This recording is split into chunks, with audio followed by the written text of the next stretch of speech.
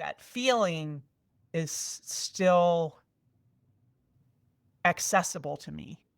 Hmm. That feeling of not belonging and not even like I didn't want to belong Hmm. in there. I didn't want to belong. I wanted distance. I wanted to be away. And like so the integration, and I really had problems with integrating that. I was like, I don't know what this experience was for. I don't know. Like I've always been able to glean at least one, pearl nugget or whatever from each experience, usually many more. But this one I was really scratching my head going, okay, mushrooms, what the fuck was that about? Welcome to Sacred Space, where healing, growth, and connection unfold through the power of sacred mushrooms in community. I am your host, Courtney Rose. My journey with sacred mushrooms spans over 11 years. In 2015, my husband Eric and I were arrested for our work with psilocybin, one of the most challenging experiences of my life so far, and one that deepened my commitment to building community with the mushroom. Since then, I've co-founded the world's first public psilocybin retreat center and now Psanctuary Church. Through it all, I've learned this truth. Authentic healing begins when we open our hearts to ourselves, to each other, and to the Creator. This sacred space honors the transformative stories of our members, each a testament to the sacred power of psilocybin. Join us as we explore what it means to live intentionally with this ancient sacrament. Our journey together begins here, and I am honored to walk it with you.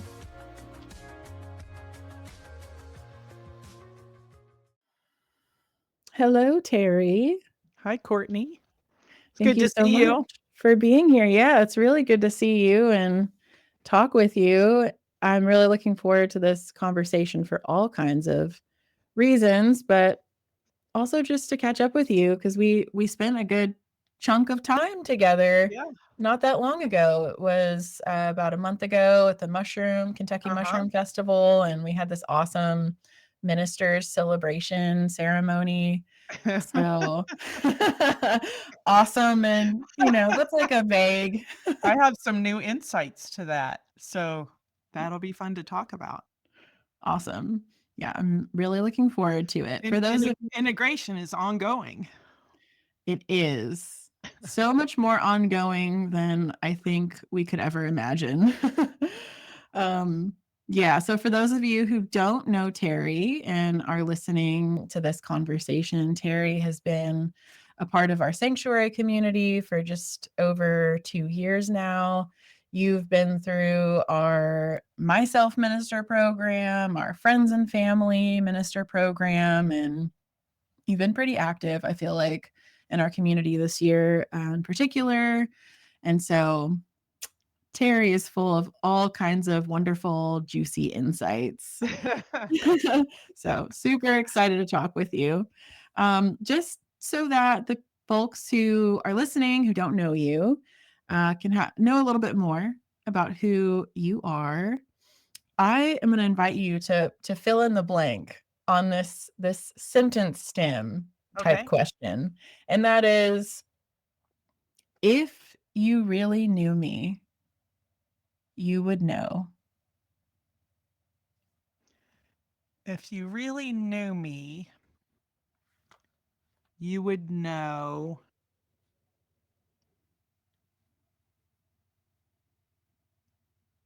that it's hard for me to stop striving. Mm.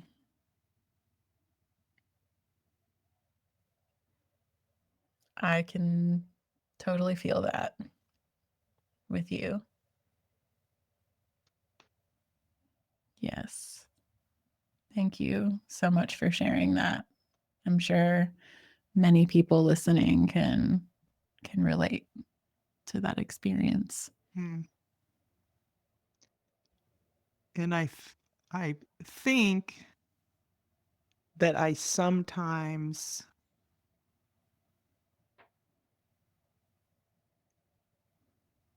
Yeah, I don't think I'll go there right now. Okay. I'm learning, Mhm. ever learning, and some lessons I have to be picked up and pummeled against a tree incessantly to for them to get in. But they're getting in, you know. Yes. They're getting in, they're starting to take root, and I'm better for it. Mm. Yeah, that is so it's so interesting how it's like we just need to keep learning in different ways the same lesson.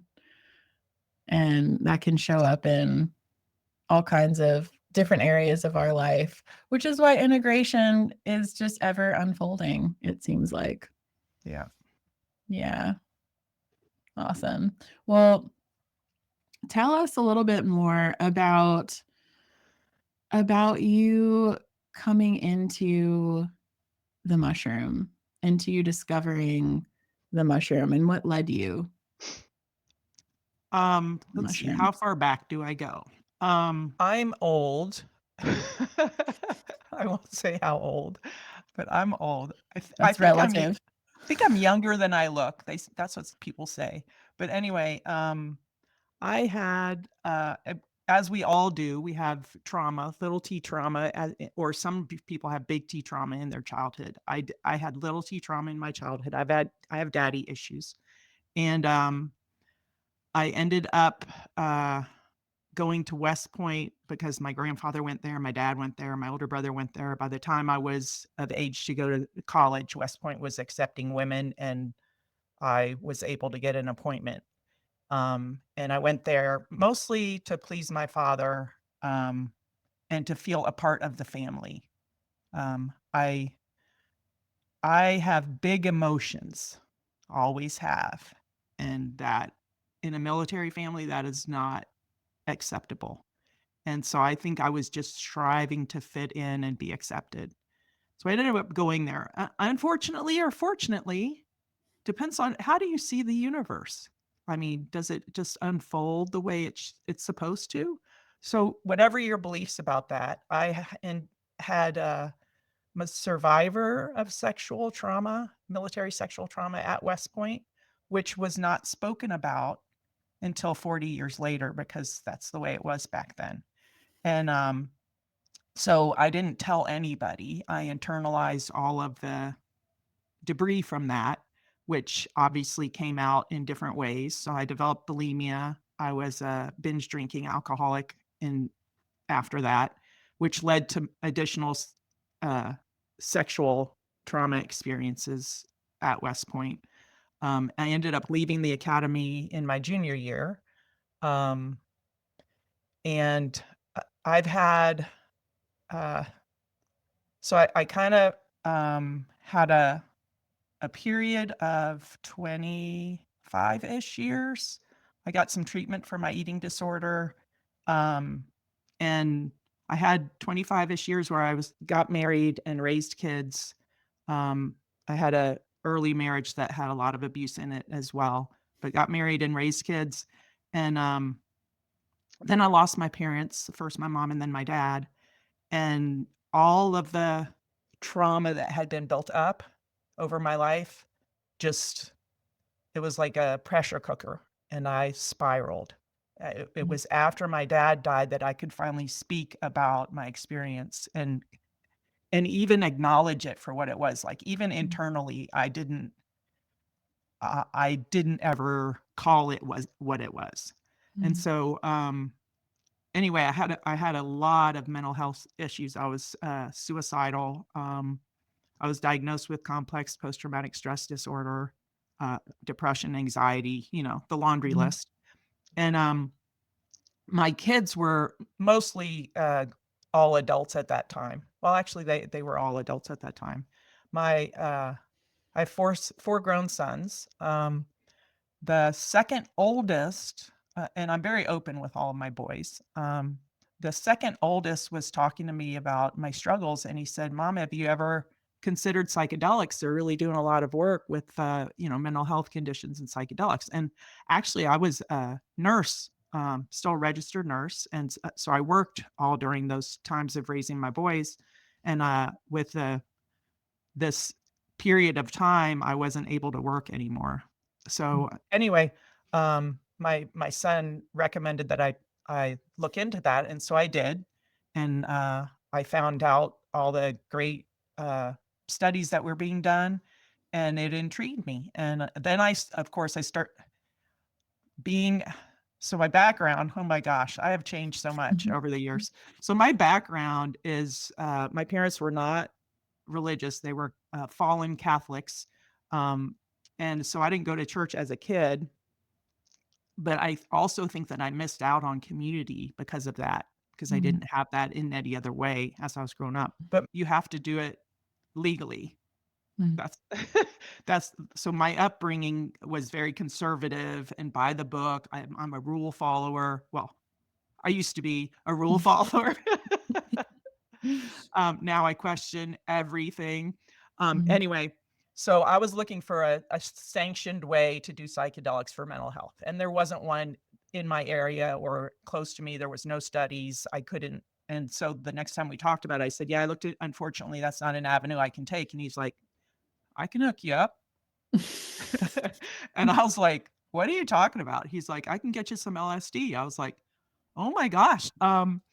And so I was like, "What?" And of course, at the time, I was like, "Oh, no, no. Yeah, no." But, the more I looked into it, the more I thought about it, and, so the next conversation we had, I said, "How do you know it's safe? Because it's buying stuff off the street, Mhm. what's gonna." And he said, "Well, I've had this supply for a long time, so it's all good. I've sampled it.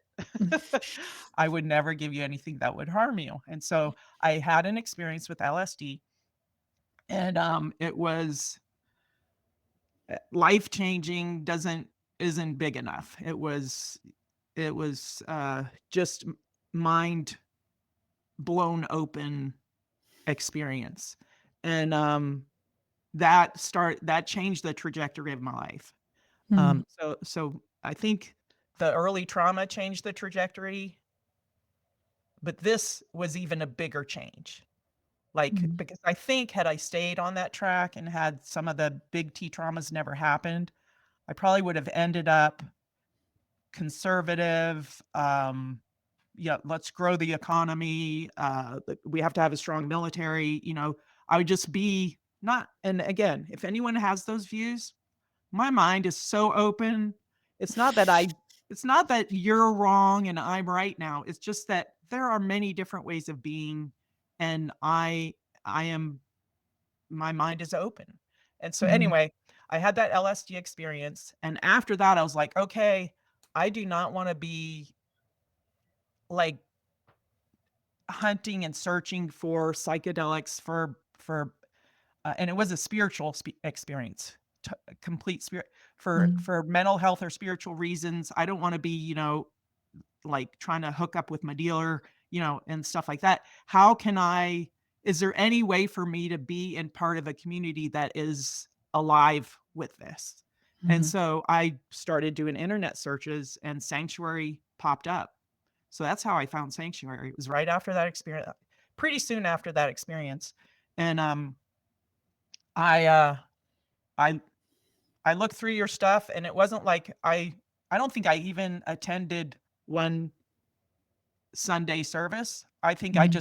I jumped in. I'm like, "Yeah, Mhm. I'm gonna do the member thing." I Mhm. mean, why would I not? Mhm. And, I really haven't looked back. I, took me quite a while before I had my first experience, with mushrooms, and actually, they were mushrooms I cultivated myself after Mhm. the cultivation course. I haven't done that again since. I My life is such that I can't take good care of the mushrooms, Mm. and they're living entities to me, and to, like, leave them and come back and have, "Oh, no, mold happened," or, "Oh, no, they were too hot or they were too cold," and they're not, like, it hurts my heart. It's Mhm. and, people, are like, why don't you grow your own? And it's like right now it's because it's too much responsibility. I can't Mhm. and it sounds funny to hear me say that, but I anyway, I had Mhm. I so mushrooms are the only plant medicine that I've done so far. I am super open to having other experiences with other, but I feel like I think it was after my first experience where people held space for me. Mhm. I Mother Earth and I are like this, and the mushrooms brought us together, and the mushrooms are such a huge part of everything that goes on with Mother Earth. Mhm. Like, uh, yeah. Anyway, yeah, I'm microdosing right now just because I need to stay Mhm. I feel the need to stay connected. LSD is remarkable. I Yeah. have nothing against, lab acquired, uh, tools to open your mind. Mhm. Yeah. I prefer the ones that come from the earth, but I have nothing against, like I said, mind open. Yes, I'm with you. I used to be much more, uh I used to be a plants only gal, and that is thankfully shifting for me a little bit as well. So okay, so you said that LSD for you, that was a really spiritual experience for you, which maybe sounds like was a little bit of a surprise. Yeah, I'm not really sure what I was expecting. Mhm. Um, yeah, because I was just doing it, and it sat in the freezer for months and months and months. I didn't really wanna tell my husband that I was gonna do this. Mhm. I I didn't want him I didn't want anyone around to see me if I was being weird or whatever. I didn't want I don't want a trip observer. Mhm. Um, and, I think that was good for me at the time, but I also because of that, I didn't have any of the pre-work. Like, what's your Mhm. intention going in? I just my intention is I'm grasping at straws to find my way. Mhm. Yeah. And, it's so weird how for me, like, if so I think this is why my husband struggles with me is because I can remember that feeling like it was yesterday, and I'm not still Mhm. there, but it seems like I am because I'm so in touch with that. I'm so in touch with that despair. Mm. Yeah. I can see how having that experience, I mean, with where you were in your life and then going into, um, that space with LSD and maybe seeing everything in a brand new light, and then coming out of it, then there's this question of, "Well, now what?" Yeah, what do I how huh? What? Okay, new Yeah. information. Cool. Great. Like and I think that is my biggest struggle with integration, and I think I'm not alone there. It's like, okay, Yeah. before we have any experience like that, what we see, what we take in through our senses, this is our reality. This is it. Mhm. This is our reality. And then we have beliefs that we either are given or indoctrinated into or have based on our own experience that uh that we interpret the world with. So we have Mhm. our everything that we take in through our senses and then these belief systems. And that's how Mhm. we form our like this is how I see the world. Mhm. And how I saw the world after that LSD experience was it was like not just like my senses. Like my Mhm. senses are very limiting. Mm. There's a reality going on right now that I'm unable to perceive because I'm reduced back down to my five senses. Mhm. And, Yeah. but it's there, and it's as real, if not more real, I don't know, Mhm. than what we perceive every day. And so even with LSD, my experience was, and I don't know what kind of verbiage people like to use, the universe, the creator of all, whatever, all that ever is, was, or will be, that. I was with that entity. I Mhm. was one with that entity, Mhm. and there was no time. So through eternity, it Mhm. was, and I can remember that, and I can remember what that felt like, Mhm. and it was bliss. Yeah. And and to n to have, and that what that is, and was, and will be, that is reality. That is part of it all. So, Mhm. how do you integrate that with, "Oh, I got a flat tire," I mean? Or Right. I missed my flight, or, you know, whatever's happening in this section of reality over here. And Yeah. you have to deal with that stuff. And Mhm. and and even having that experience, that doesn't eliminate, the sadness, the pain, the loneliness, the grief, the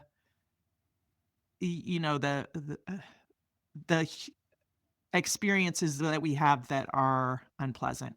Mhm. Yeah, I'd like to hear your perspective, more of your perspective on that, um, especially after you've had quite a few mushroom experiences now, um, and within community in a group space where there's others having experiences, and then this whole community integrated experience weaving in through that outside of the mushroom ceremonies.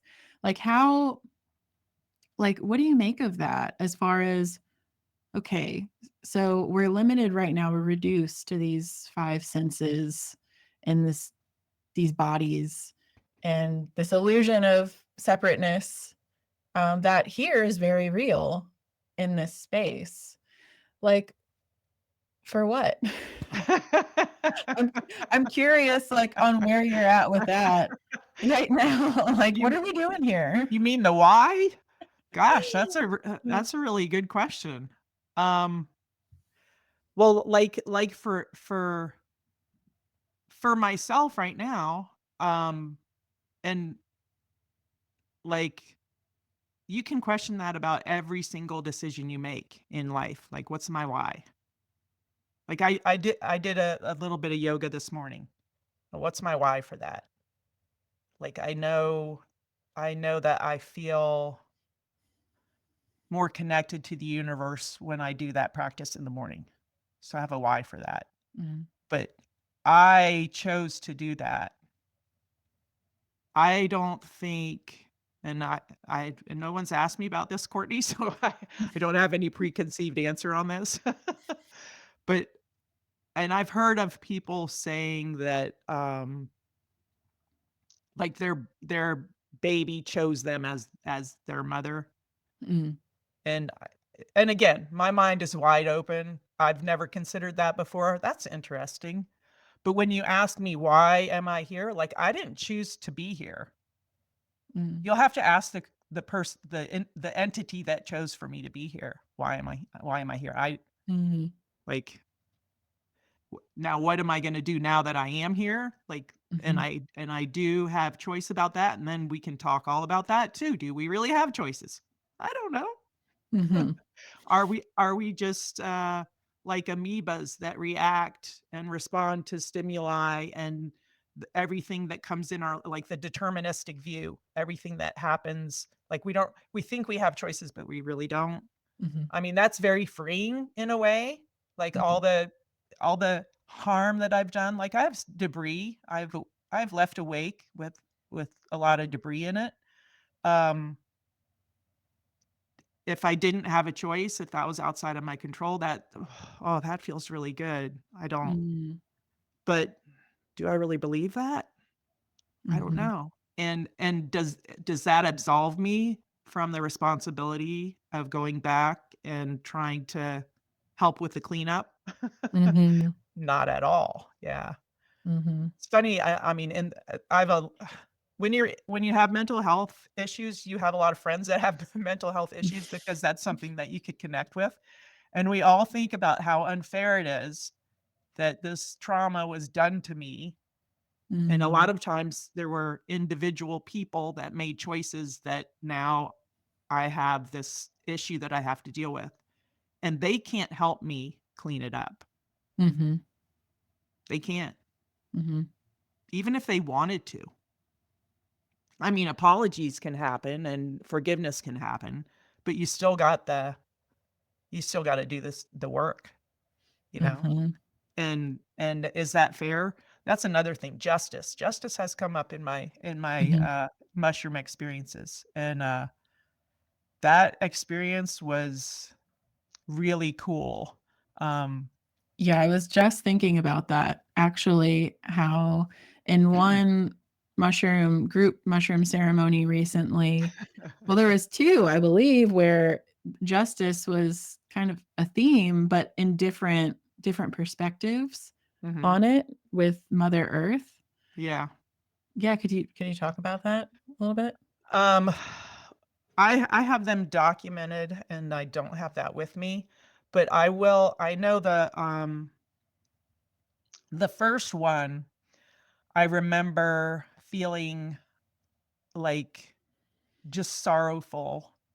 Mother Earth was speaking to me that, I'm not respected. Like, people take me for granted. They're not caring for me. Um, and I just felt a lot of sorrow and, maybe a conviction to do what little I can do. And actually, it's funny we bring that up. I have a thing this afternoon. I'm going down to the hub in Cincinnati. It's where the tough to recycle recyclables are received, and I'm getting a Mm, tour down there. But yeah, mm, I'm a uh, I drive my family crazy with recycling. But anyway, so that was the first experience, and then the second experience, it was really interesting because I went in with intentions that had nothing to do with any of that. I was going in with, intentions to be present with other people that were having experiences, and, I think I'm mismatching some of my journeys. yeah. Yeah, I'm not 100% sure on the intentions that I had for the one that we're talking about with the justice came up. But I Mhm, do remember, one of the facilitators coming up to me and, having conversation with me right before we went into, the intentions. Oh, I know what it was. It was, wanting to experience what is the divine masculine. mm, That was what that was one of my things, mm, and in talking that over with the facilitator, I went back through why that was an intention because of the sexual trauma, and I have an unhealthy view of masculinity because of my past experiences. So mm, I wanna cultivate a healthy view, so get mhm, me in touch with that. And, I guess through talking about that, it came up that again, I'm the one who has to fix this. I'm the one who has to deal with this issue, and the because I never spoke about it, the other individuals that were involved had no repercussions in their lives mm, from a legal standpoint anyway. I don't mhm, know spiritually, how that affected them. mhm, Um, which it's interesting now that, like, I have compassion for them Yeah. that, it had to have a spiritual impact on them, Mhm. and I hope that they did the work. Like, where Mhm. I could never have said that Hmm. not that long ago even. But Mhm. anyway, so I'm going into this mushroom experience looking for, divine masculinity, and what happened was, laying on the ground and the trees are swaying, and, Mother Earth starts talking to me through these trees, and she says, "Look at me. Look look how beautiful I am. Look at all the life that I bring forth. Look at Mm. all the creativity that I bring. I am being raped every day throughout the earth by people that do not even see me. They do not even Mm. acknowledge how wonderful I am. Mhm. And yet I bring forth this just because that's my character." And she said, "Don't look for justice. You're not going to find it, but Mhm. you go forth and you bring beauty and you bring creativity to the world around you." And it was just like, Mm. oh, Ugh. oh, Body chills. yeah, you just do what you were created for. And she's like, "I was created to just bring life and just bring beauty and just flow with beautiful energy. And you go do the same. Stop looking for justice." Mm. It was super cool. Wow. So, how is that how do you see that showing up in your life, like, right now? Well, I wish I could say I'm seeing it all the time. Mm. I still struggle with being reactionary. I'm Mhm. still like, I have old neural pathways that the wheel just goes down in there. Mhm. And although when I'm in a space like this Mm. that is open, uh, just safe, you Mm. know, when I'm in that space, I can get in touch with the new neural pathways that are just trying to grow. And I I wish I wish there was an easy way to just switch and be different, you know? But, Mhm. just today I was, so little segue. I don't It was right about the time that I had just started Sanctuary. Um, I was in the ER at the VA for anxiety. Was having a panic attack, and I went for hypertension, but I was Mm. having hypertension because I was having a panic attack. Mm. And, Mhm. I was trying to make it medical and not, psychological, so I could feel better about myself. That's a whole 'nother thing we could talk about. Um, but, the so I had heard, I think in Sanctuary, about nonviolent communication. Does that sound familiar? Mhm. Okay. And then in the ER, the practitioner said something about nonviolent communication, and I was like, "Oh," and I think I had heard it on a unrelated podcast as well. I think I got it from Mm. 3 different sources, and I was like, "All right, let's check that out and see what Mhm. that's about." And so I've been active in that for not long enough because I still suck at it. I hear you. Like, just The okay, long process of practice. so here's just one specific example. My husband and I were talking about, our communication problems, and I asked him, "So how do you see, um, my communication with you, like my communication in your Mhm. direction. How do you see it? And he goes, what do you mean? How do I hear it? And I said, so that was a sarcastic remark and like critical that I'm using the wrong language for seeing communication versus hearing it. Of Mhm. course, I could have said, well, 90% of communication is verbal or visual, body language and whatever. Didn't go there.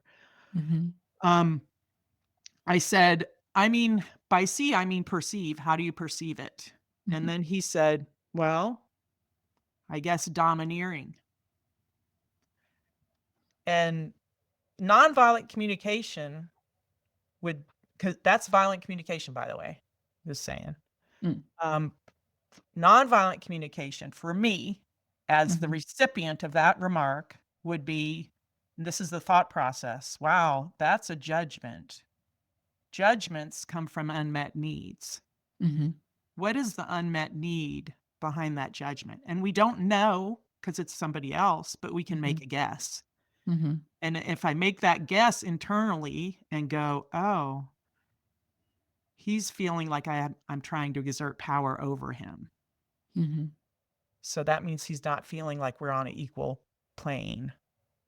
So I can make a guess and I could say, so you would like to feel more equal in our communication, which is not what I would normally say if someone says your communication style is domineering. I was like, what are you talking about domineering? Mhm. You know, give me an example, like right Mhm. now, what you're doing right now. Yeah. Anyway, so I had that conversation with my husband and it didn't go well because he doesn't he I asked him to do the nonviolent communication with me and he pretty much refused. Mm. You cannot control anybody else's thoughts, feelings, or behaviors, just your own. Mhm. And how I how I show up in the world, I have to be responsible. How I respond to other people, even if it's a reaction. If I react, that's on me. Mhm. They didn't make me react that way. Mhm. I chose it. And I have to own that every single minute of every single day. And I do it poorly. And but Mm. I'm learning to have compassion for myself because self-flagellation when you're not being a good human, it's not helpful. Mm. Yeah, it's so I'm taking my third authentic relating course, and nonviolent communication is weaved into authentic Yeah. relating practices. One of my teachers said it was 2 weeks ago, she said it takes, I think, 50 times of repetition to start creating a habit.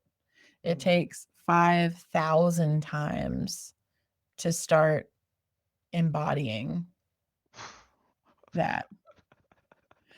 Just like to put some numbers to help us all like be a little bit more gentle with ourselves in how long these lessons and insights take to seep in to just a natural organic flow.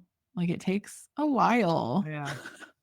And unfortunately, I've been compartmentalizing. So I've been doing the nonviolent practice once a week with the group. Mm, And then I I go about my way and I I don't always recognize, and let me rephrase that. I seldom recognize that I'm not actually present. mm, I yeah, I'm I'm becoming aware of my lack of presence.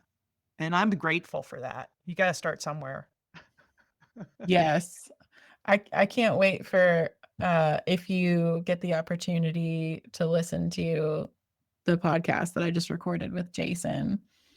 like to paraphrase, he said, I had to plan to die to start living, to Mm, start being present. Like I had to completely clear my calendar, clear like all my obligations with people, to plan to stop eating and drinking, to die, to just let go. Like it took that wow. for me to realize, oh, like all this pain I'm experiencing is in large part due to not being here, Mm, not being present.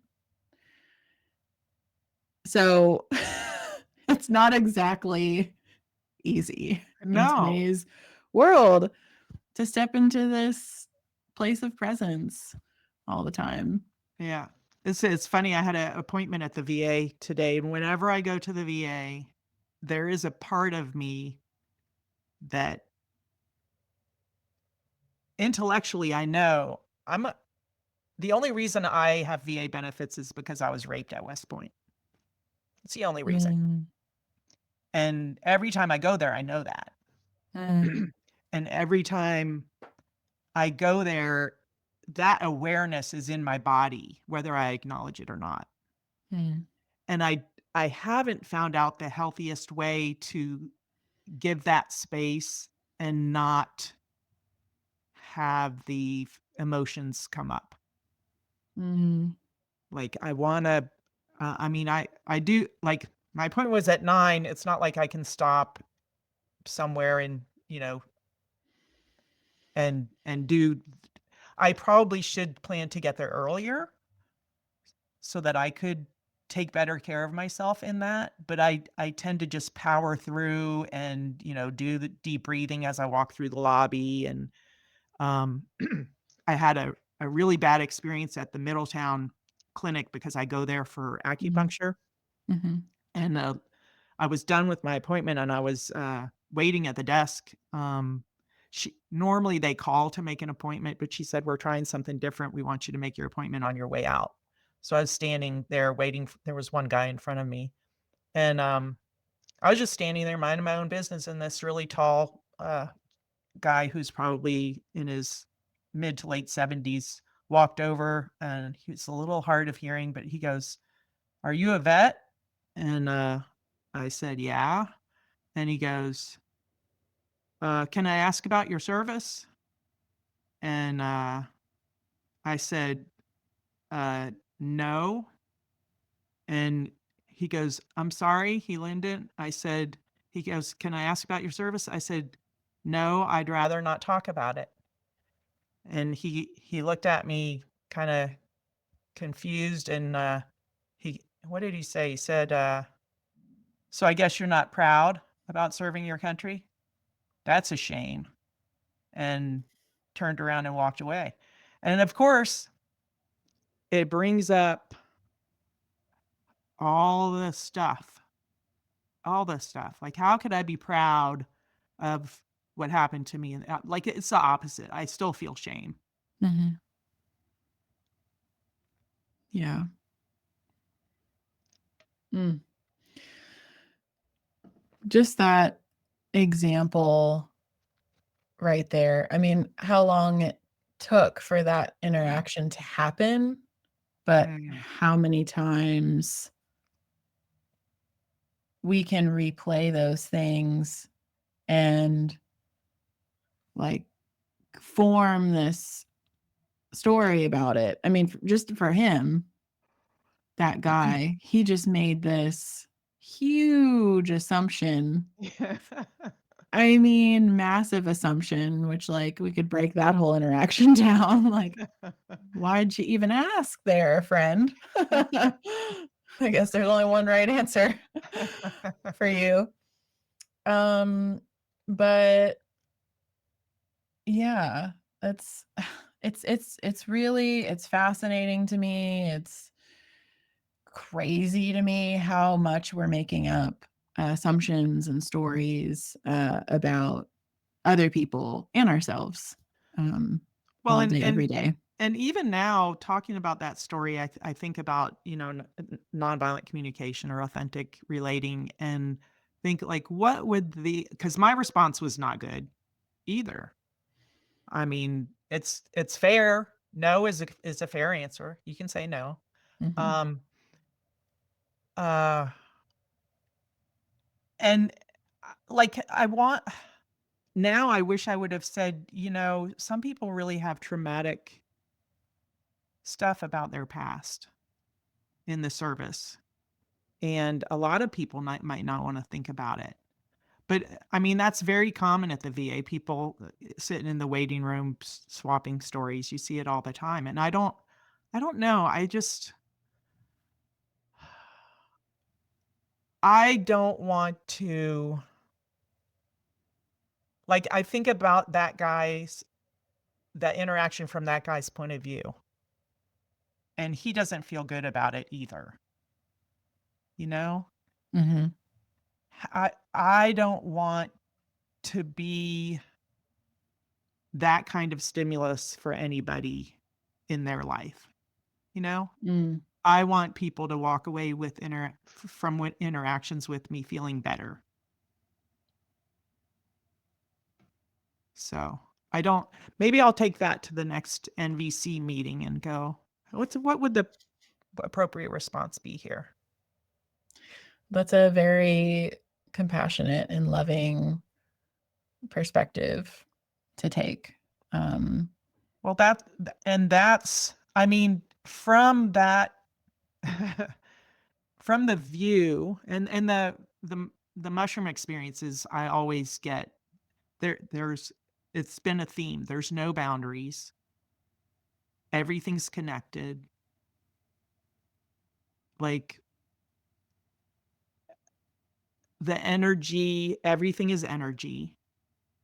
And like I get caught up in my own negative stuff and and I know that I struggle with that when I go to the VA. So I need to be on top of that and go, okay, let's bring positive energy. There's mm, there's a negative energy is wanting to come in here, and that is part of life. It is part and parcel. Um, but it's kind of like in Christian communities, they say, "Let your mess become your message," and there's all little things like that. mhm, And a lot of people do uh, get into whatever their job is from a place of pain. Like they turn their pain. Oh, that's why I became a nurse. You know, mhm, I struggled, like, I was an inpatient for bulimia right after I came out of West Point, and, I really wanted to do that kind of work, but it was not tangible enough. I need to know I'm making a difference, not just mm, think I am. And mhm, also, like, if you're suicidal and someone's working with you and you do commit suicide, like, I couldn't do that. I mm, couldn't I couldn't ever say what I wasn't enough or too little too late or did I do something wrong? mhm. I mean, I could never do that. Yeah. But can I give Tylenol and a fever comes down? Hey, sign me up for that one. Yeah, Or but or or see a bad rhythm on a monitor, deliver a shock. Yeah, we're good now, uh-huh. whatever. Yeah, immediate relief. I mean, and that's where for me, and I see it within our community, that's where one place in which the value of community is so important is this space, this gray area between the ideal way to be, Mhm. like the lessons from the mushroom. Uh, and then there's the space in between and where we are right now and the reality that we're not going to eat mushrooms and become enlightened. We're not going to become Buddha or Jesus or the number of enlightened beings that I could name in one day. There is a very real space in between, and having folks to get feedback from around that space feels so important, because just with this one scenario that you're describing in the VA, like, of course, that's a really hard place for you to step into. Of course it is. Like, I certainly wouldn't expect anyone who was approached in that way from somebody and those things were said to you. I would never expect you to just be like, "Oh, I love you." Like, I mean, yeah, like that would be great. Well, if I want to go back to that for a minute, because his what was his need in approaching me? What was his Mhm. desire? It was for connection, obviously. Mhm. That didn't happen, you know. Yeah. But I could have said, I see that you have a desire to connect with me about a shared experience right now. Mhm. And unfortunately, my experience was really unpleasant, and I'd rather not talk about it. Mhm.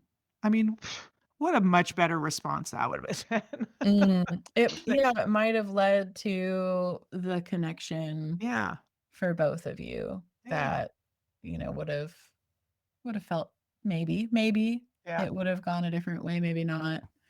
Um, but I do love this idea of crafting some kind of repair statement after the fact when something like that happens. Like you mentioned, going to your nonviolent communication group and like, working through that specific scenario. It does feel like there is opportunity after the fact to continue learning and growing when we feel like we could have done something differently. Just like in our own mind, instead of replaying the way it happened in the way that we don't prefer, like changing that. Oh, okay. Well, I could have said it this way and replaying that instead. Could you share a little bit more about what you have experienced within a community? You mentioned finding sanctuary after desiring and like an alive community to share these yeah, experiences with. Could you talk a little bit more about that? yeah. I I have Sanctuary is a very safe space. The Sunday meetings, I've I've always felt accepted there. I know that some people struggle. Like if I have struggled in the past, but I'm also one that I I'm gonna speak up, and not everybody does. So I'm gonna say this Mhm, on behalf of people that don't speak up. mhm, So struggling um with the ideal here and the reality here. Um and when somebody says the universe is unfolding just as it should. Um I We all know, there's people being raped right now. There's child abuse happening right now. All of the Middle East situation, the the political divide in our own country. I mean, just people harming one another. I mean, that is not okay. And so if you're in the pain of any of that, and it's personal to you, if you're in personal pain of something, mhm, like if you're like I was, a battered wife, somebody that's being abused in the place where you're supposed to be safe in your own home, mhm, um, and you hear someone say that, and with conviction, it's it's I mean, it's hard to take. And if all you see on the screen are nods of agreement and in the chat, that mhm, that's the truth or whatever, it's like, yeah, I don't belong here then. I mhm, mean, that's the feeling. mhm, These people are living in la la land and they don't know what like mhm, real life is. mhm, That's the perception. And please, if you're part of the community and you hear that, speak up and go, I want to push back right now. I'm not there. Mhm. Because everybody who even has that view knows what it's like to be where you are. And it's not like, oh, we're more evolved and you're less evolved. No, it's not that. It's like we're able to speak this right now because we're not in the middle of shit. Mhm. Or maybe somebody is in the middle of the shit and they're able to speak it. Uh, that's great. I'm not always there. 99.99% of us are not always there. Maybe 100% of us are not always there. Um, and just and sometimes, I mean, I have at times said, not today, and turned off. And that's Mhm. okay too. That's okay too. And seek out other communities too. Like I have my nonviolent communication. I'm in Mhm. the IFS group. That's awesome. I've wanted to do the book club, but mostly for social reasons, not the book club. So I haven't joined yet. Mhm. And I have books. I would love to read for pleasure, but I tend to read for self-improvement. That's my Mhm. that's my jam. Mhm. But anyway, the community aspect of it is the most important thing. Mhm. It's the most important thing. Community um involvement, community, a place that it's safe to be who you are where you are, Mhm. and accepted and loved. And I have always felt that in person, except when I was on mushrooms that last time. Yes. And I do want to Which, talk about that. yeah, I do want to talk about that. And I'm glad that you're bringing up this specific aspect of community. And I know initially when you started responding and you mentioned feeling safe within Sanctuary, Sanctuary is a safe space. And I would push back a little bit on that and say that Sanctuary is can be a safe space, but it is a co-created safe space. Mm, Like it takes two to tango in that safe space. It's also a brave space. It's really it's both. Um, and this experience that you're describing is it's such a it's hard for me to use any other word sometimes than juicy, but it's like that is such a juicy experience to lean into when we're in a place where we're willing to do that together, where like that's what makes or breaks, I feel like, an authentic community is how does the community respond when one of our members is expressing this experience of dissonance, like I'm not having this experience right now that y'all are having. So what? What like am I accepted here? How does everyone respond when that is expressed? And that to me is um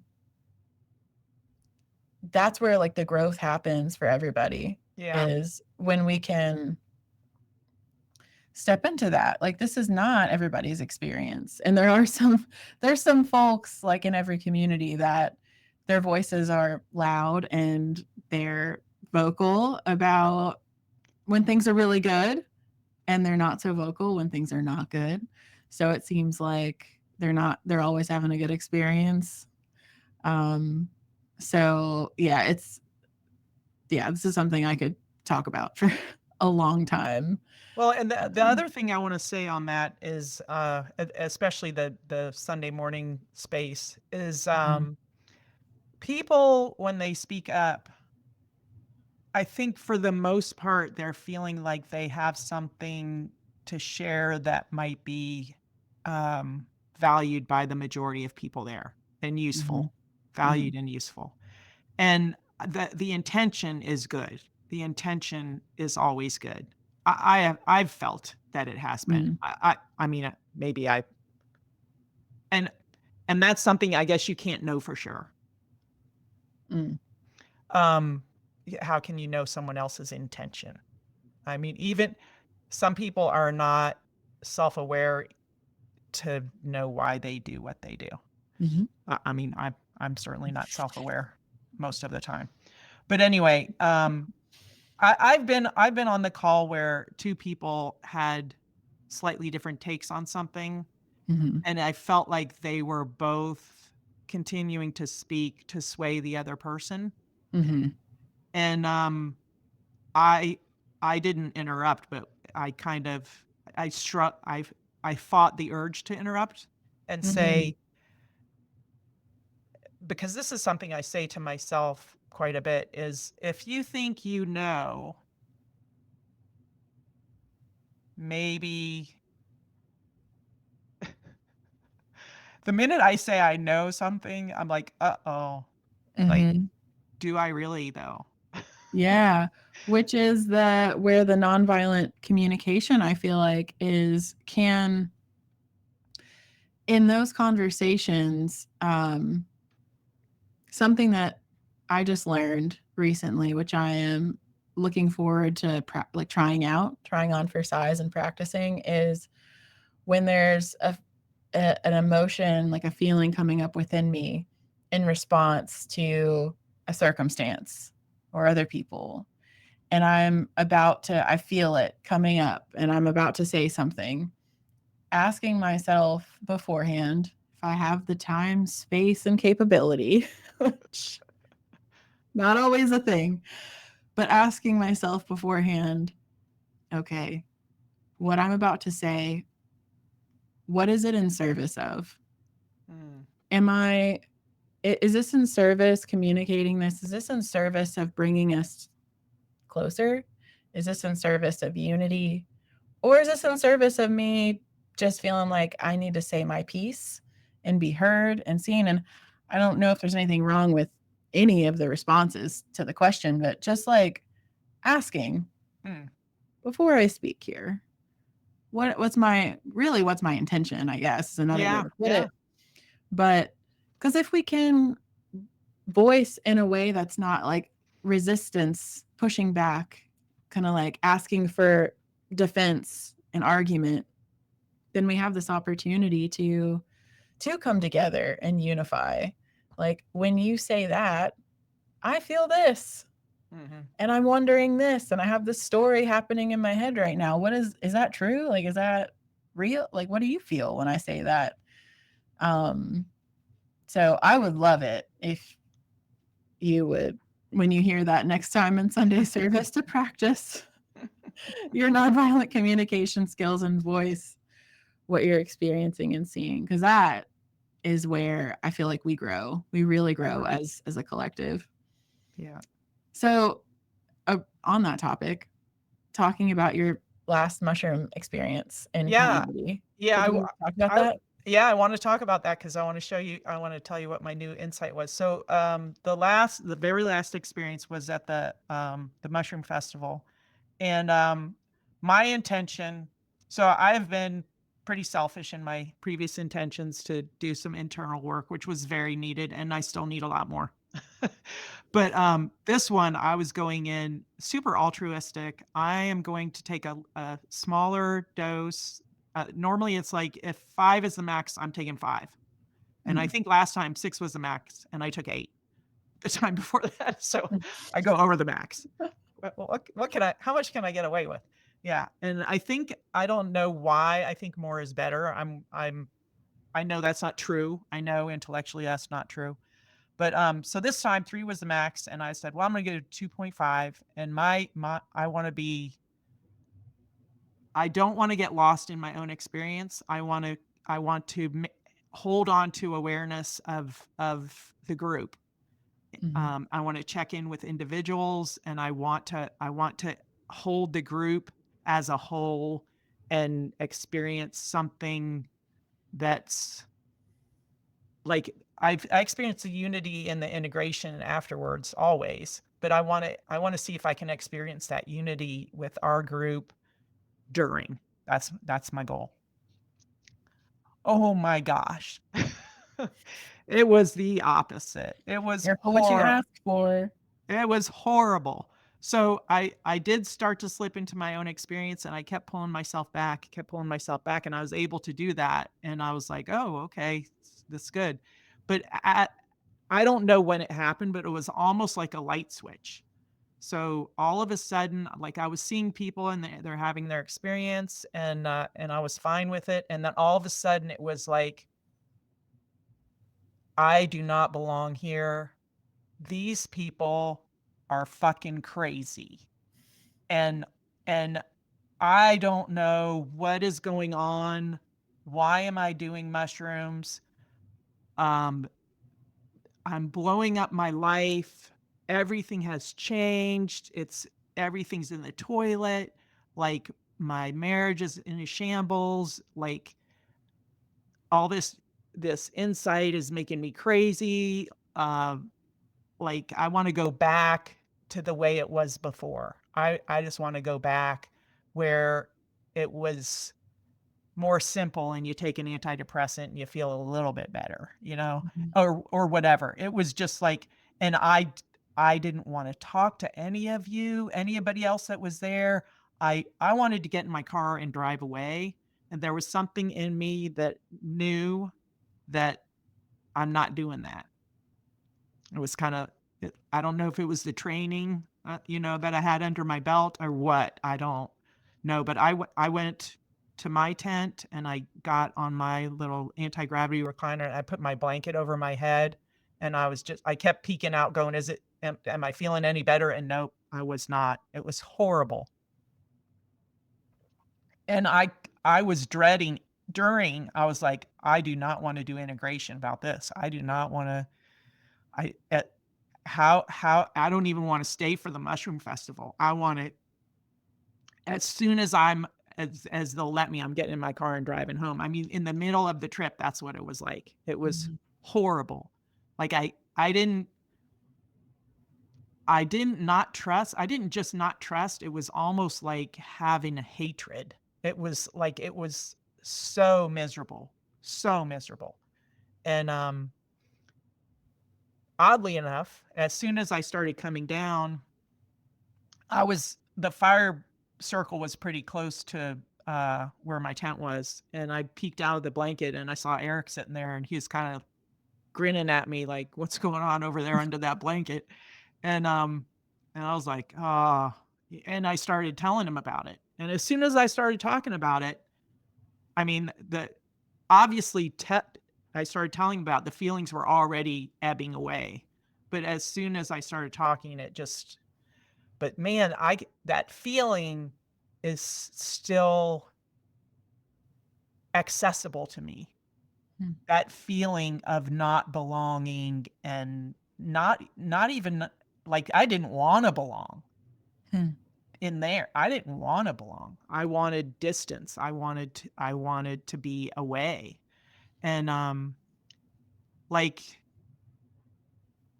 so the integration and I really had problems with integrating that. I was like, I don't know what this experience was for. I don't know, like I've always been able to glean at least one, pearl nugget or whatever from each experience, usually many more. But this one I was really scratching my head going, "Okay, mushrooms, what the fuck was that about?" And just it was what call oh, it was, so I started a entheogenic society where I live. Hmm. We didn't talk about decriminalized nature. Oh, there's so many things we didn't talk about. But anyway, I had a Zoom call, a virtual meeting with my group, and I said, "Hey, I had this experience and I haven't been able to make sense of it. I wanna tell you guys about it." And just in the telling of it, I got a view of, "Oh my gosh, that's probably how Bob feels about me being involved with his community. Scares the shit out of him. Hmm. He hates these people." Hmm. I'm getting emotional. Hmm. He feels like it's my experience has blown up our lives because I've changed so much. Hmm.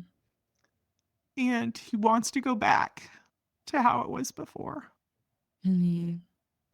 And I was like, oh my God, I have so much compassion for him now that he feels that Mhm. way. Mhm. It must be so hard. Mhm. And every time I mean, we're separated now, but every time I would go upstairs and say, hey, I have a sanctuary meeting, or hey, I have, this meeting, or hey, I'm going to Kentucky for the weekend. Mhm. um, just to, that he feels like there she goes to those people Mhm. that are ruining our life. Mhm. So hard. Mhm. So thanks, mushrooms, for the gift. Mhm. And thanks, community, for bringing it, Mhm. because I wouldn't have gotten there without community. Mhm. Wow. It's super cool. Yes. I I it's hard. It can be hard to share those experiences for a number of reasons. The ones that are really uncomfortable and directly involve other people and negative interpretations of other people. And so a lot of times I feel like they don't get shared. So I see you Hmm. and what you shared in the beginning of this episode. You're somebody that just keeps showing up is how I heard that. And how powerful. I'm really curious how, since you've had that realization, if that's shifted your relationship or your interpretation of your relationship Um, with him. I I think where we've been is so unhealthy. I think there's a lot of bitterness on both sides. There's been a lot of unmet needs for a Mhm. long time, Mhm. and there's been really unhealthy, failed attempts to try to communicate those needs on both sides, which leads to the needs continuing to be not met. Um, so um, I think for me, the healthiest way to move forward is to no longer expect needs to be met from that relationship, like those particular needs, Mhm. um, and to foster, because then I won't be disappointed anymore. Because that disappointment is what leads to bitterness. So I need to not expect that anymore, Mhm. not try to get that anymore, and I need to cultivate that compassion Mhm. for him. Um, my fear, and it's stupid fear, is that if I do that, he will start to feel better and think that the relationship is still gonna be salvageable. But if I can't have a deeply emotional relationship with him, I do not want to stay married. Mhm. So it's really hard. Mhm. It is. But my desire is to have that deep emotional relationship and to stay married. So, yeah. No.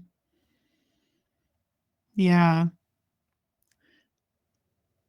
We never know. Yeah. But, yeah, increased compassion for someone that you're at odds with is always good. Always good. Mhm. Mhm. Yeah. I can feel just hearing you say that. I just feel this lightness, kind of like a breath. Because yeah, anger and bitterness is heavy Yeah. and pretty hard to carry. So how how do you You've grown so much in the last, well, your whole life, I'm Yeah. sure. But But this the like last 3-ish years have uh-huh. been super transformative in all the best ways possible. Yeah. Mhm. So, like, how where does it go from here, do you think? What do you envision as you continue on this path of spiritual growth and with the mushroom, if that's something that you're still feeling drawn to continue practicing with and growing with, what do you like, what comes to you as you envision continuing on this path? Um, I I think more of the same, like continued um community experience, continued individual experience, continued integration in all the different venues that I'm involved in now. Um, I I'm trying not to have like specific ideas of anything, nothing specific because Mhm, I want to stay open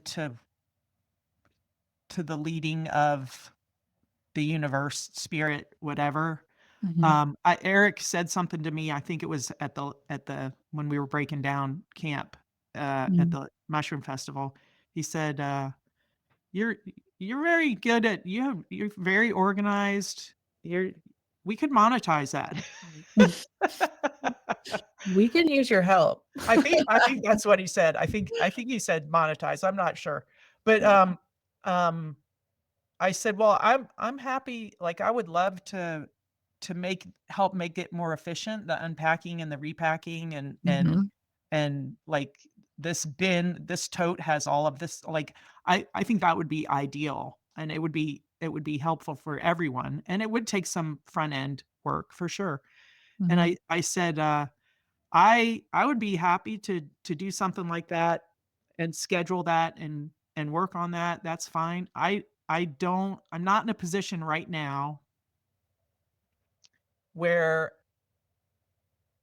and this is just like a gut feeling, where I I can commit to something that's gonna mean I have to have a lot of accountability down the road. I want like, freedom is huge for me right now, freedom to go and do what the spirit leads me to go and do, and, mhm, eh, almost to a fault. I mean, I fill my schedule up. My schedule is pretty full, mhm, and, um, like, I don't always show up to IFS, and I always miss it when I don't.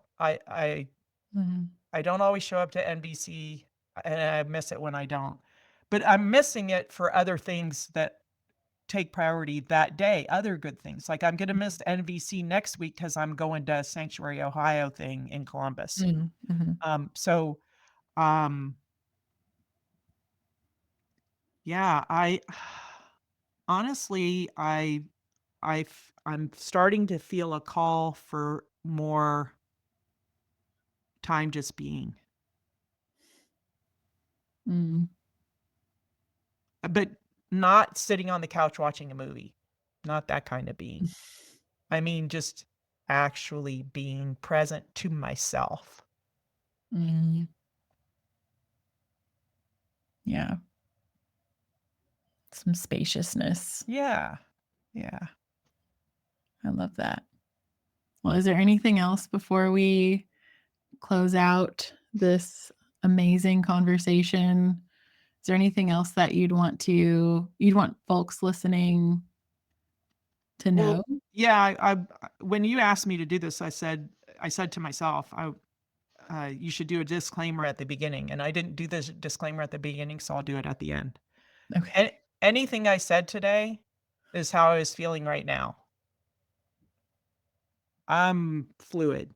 I am very Mhm, fluid.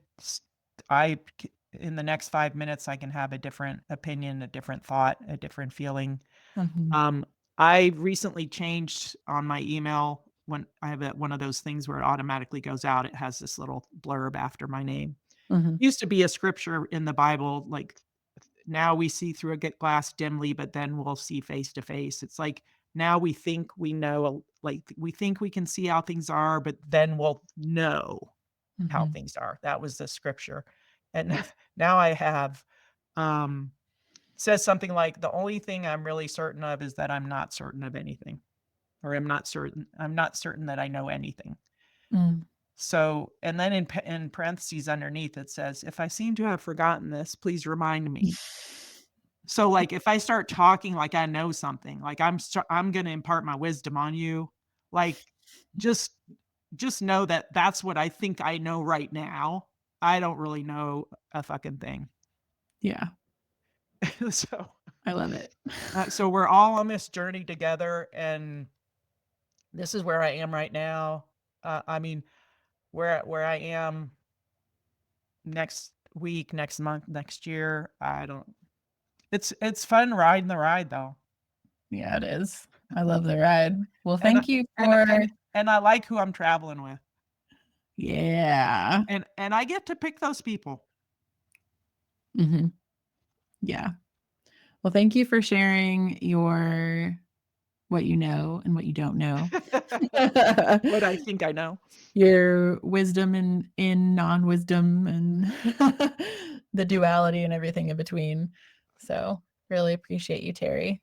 I Thank you. always love the opportunity to talk to you, or really anybody in our Mm, community, and one-on-one is my favorite. I mean, same. Me too. All right. Well, till next time.